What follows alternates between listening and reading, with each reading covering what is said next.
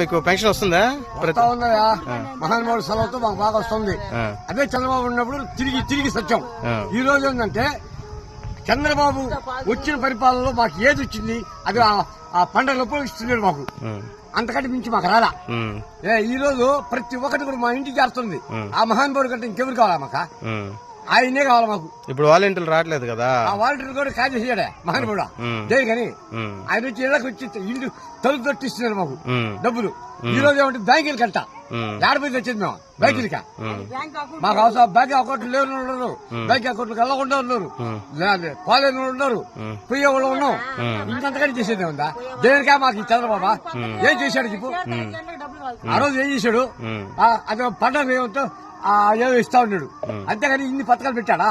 ఈ ముఖ్యమంత్రి చేసినంత పథకాలు ఏ ముఖ్యమంత్రి చేయలే. ఇదే కావాలా మాకు? ఆయనే రావాలా? అంతవరకే. మీరు దేనికి ఓటేస్తారు అయితే? చేసేది ఆయన ఆయనకే. నాకు పింఛన్ వచ్చేది కూడా ఆయన కానీ నాకు పింఛన్ వచ్చింది. అంతకంటే పింఛన్ రాలా నాకు. తిరిగి వచ్చాను నేను. నాకు డబ్బులు దింకొని కూడా వేరే నాయకులు ఒక్కరు కూడా పింఛన్ రాయలే నాకు. నేను డబ్బులే ఇయ్యలే, నాకు పింఛన్ రాశాడు. నేను తింటున్నా ఆనందంగా ఉండా చాలు. ఆ మహానుభావుడు రావాలి నాకు.